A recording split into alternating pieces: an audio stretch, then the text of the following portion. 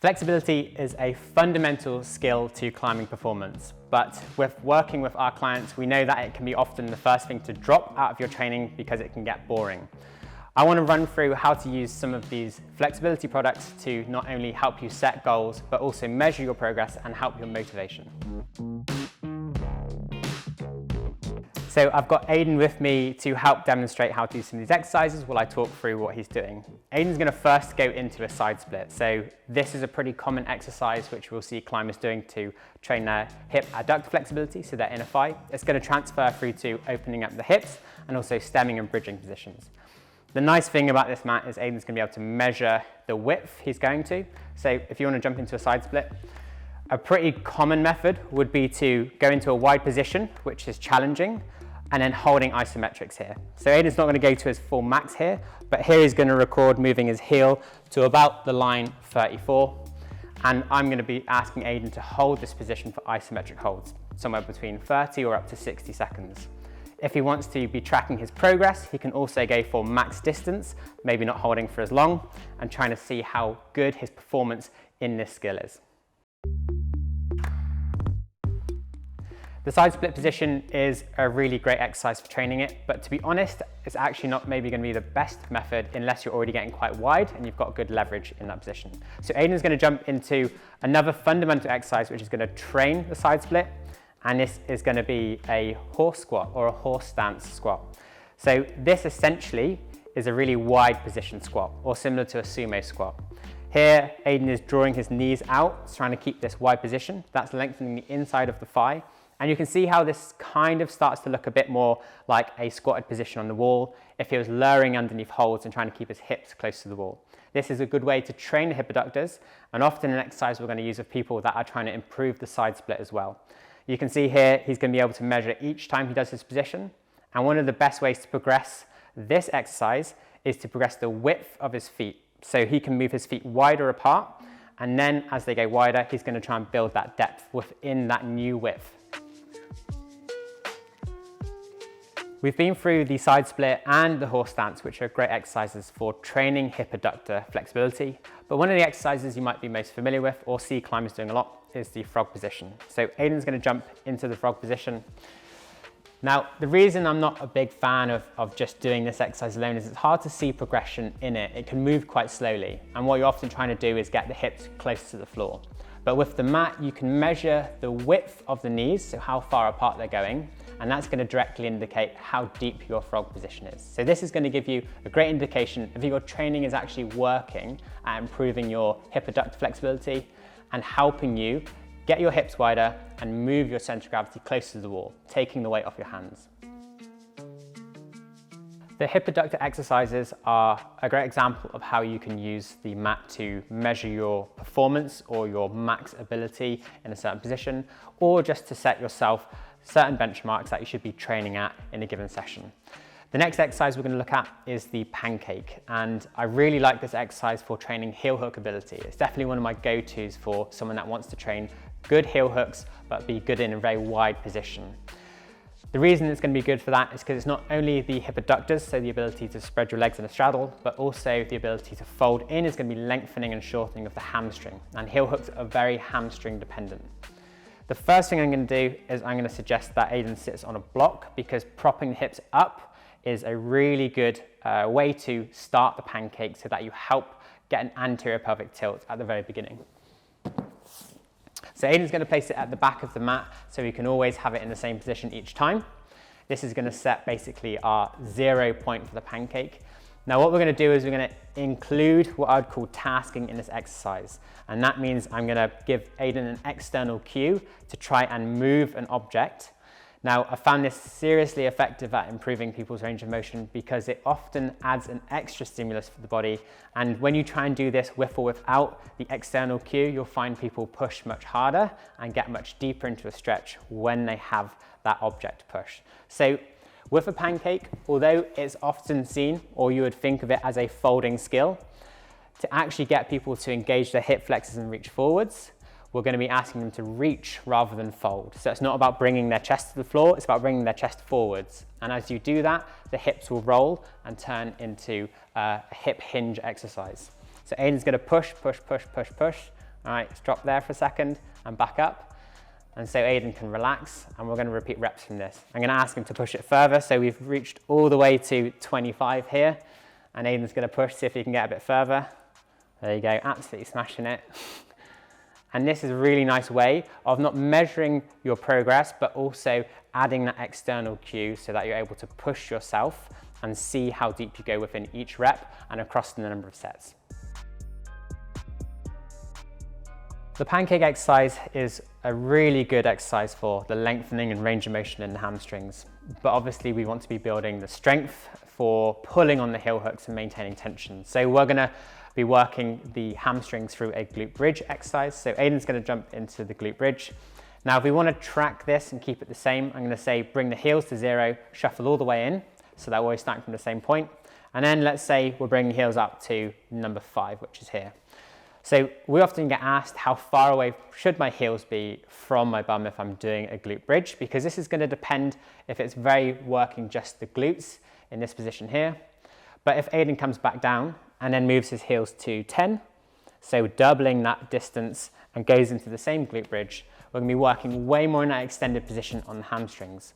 And in climbing, the strength we develop is going to be specific to the range we're training it at. That's the fundamental of isometric work. So if we really wanted to work on the hamstring flexibility, we could be prescribing or working on longer and more stretched out positions to really focus on that hamstring strength. If Aidan wanted to do the same exercise but in a more harder variation, you could move to a one leg variation and then be working here, which is also going to get more core engagement as you're trying to resist that sort of rotational force which you're getting. The next couple exercises we're going to cover is really important to most climbers, and this is high stepping. So most people ask if they can be improving the high step, because pretty much every climber is going to need to do this at some point, whether you're a route climber or a boulderer. And one of the best ways to do this is actually to work on the long lunge, because this is going to be working on hip extension. Now, most people, when they think about increasing flexibility for high steps, we think about the glutes. But I think actually something that people forget is that the high step is also about hip extension. Most people can bring their knee all the way to their chest, but actually to be able to do that in a good stable position, we need to have good hip extension. And so this is how the two legs are working together, one leg going forwards and one leg going backwards. Aidan's going to go into what we'll call a long lunge position. So we'll start with toes on 0, and we're going to measure this distance on the mat. So Aidan's come to 29 in this position. How we progress this is going to be in width. Now, if Aidan could straighten his back leg from this position without his hips raising, I would ask him to go into a longer position. But the fundamental thing here is not raising the hips. So to increase hip extension, I'm going to ask Aidan to keep his hips at this level and now extend the back leg. So lifting the knee, as you can see, it's a little bit shaky, it's pretty hard. If you give this a go, you'll find it's not a trivial thing just to lift that back leg into hip extension. So you can drop down, and then you see the hips kind of go up and down a bit. Our aim here is to keep low and long. That's how we're working this long lunge. If I wanted to increase the difficulty of this, I'm going to start moving the heel forwards, and what you'll find is this brings more of a hamstring stretch into it. It's pulling on that hip flexion of the front leg, which is going to help transfer to the high stepping position. But fundamentally, we're training hip extension here as well. So again, lifting the back leg, but keeping the hips low. And this is going to be working into that front split position, which you can also measure by going fully into a front split and seeing the performance of that position as well. Earlier I said most people can get their knee pretty close to their chest, and this is the fundamental movement in a high step, is bringing your knee up. And if Aidan's going to go into a deep lunge position here, we'll also see that Aidan can get into a pretty good lunge position. So bring your foot to your hand, and you'll see people doing this quite a lot. If you can bring your elbow to the floor, you'll see Aidan's going to get really deep into this position. So he's got really good potential, but it doesn't mean he can just lift his foot into this position when doing high steps. So come back up to your arms. What we're going to do here is actually, we're going to work on the strength and your ability to lift your knee towards your chest, which is going to help with that high step strength. Now, if I ask Aidan to lift his foot off the floor here, it's going to be pretty difficult, and most people won't be able to do this straight away. So we're going to take the blocks and I'm going to put them under your hands here, to give you a little bit more elevation. So come to this position, and what I'm going to say is we're going to do what I'm going to call hip flexor compressions. We're trying to compress the gap here by training his hip flexors. So lift the foot off the floor. Good, and we're going to hold this. We might do a 5-second hold and then relax. Take that rest for 5 seconds again and lift again. Now here we can do multiple reps of this depending on your ability or how much you want to be training it. To progress the difficulty, we want to progress the range, not necessarily the intensity of the volume, but as we progress that range, you'll find the intensity just goes up anyways. So what I'm going to do, take the blocks, move them to sort of a mid-height, and do this exercise again. This is at a deeper depth, so it's going to be more intense and more difficult. So lifting again here. You can see what he's doing. He's also fighting hip extension. This is how both legs are working at the same time, and dropping here. And if you want to go deeper again, we're going to go to the flat orientation here. So moving to this flat position and try and lift again. See how it's going to get a little bit more difficult. So Aiden's starting to struggle now. And then here, you can see how his back leg is dropping in.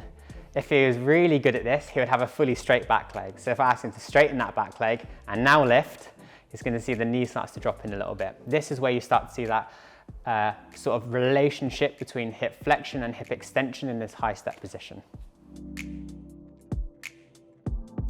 Something we tend to see in climbers that are not very good at opening the hips to get their hips close to the wall is they can compensate really well with doing drop knees so that they can get the side of their hip to the wall. So they often climb quite side on rather than front on. But to be good at drop knees, we also need to be quite good at internal rotation. And we can measure that on the mat as well as train it by trying to progress the width of our feet in this internal rotation. So Aiden's going to go into an exercise we'll call laying internal rotation. So that means laying down, basically in this supine position. And he's going to line up his feet here. So he's lining up with 4, I think. And from here, we're going to let the knees drop in, and this is bringing the femur into internal rotation. Now, at some point, you're going to feel a stretch come into the outside of the glutes, and those are those external rotators being stretched. And to progress the width, you're going to progress the stretch. So Aiden's going to shuffle his feet out, going a bit wider. So we're going for a 6 here on both feet and dropping in. Go on, so he's struggling a bit now, he's just about getting here. Now, Aiden's actually said that internal rotation is something he's not very good at. He's pretty good at things like side split, but this is definitely a weaker point in his climbing. So we can measure this, we can track the progress, and we can see it improving through certain exercises, this being a good one for that internal rotation. The Flex Mat is linked to a free flexibility assessment where you can test and retest your flexibility to not only see your progress over time, but also to assess your strengths and weaknesses. I'll put a link to the MyFlex in the description below, along with a link to where you can buy the Flex Mat if your gym doesn't have one already.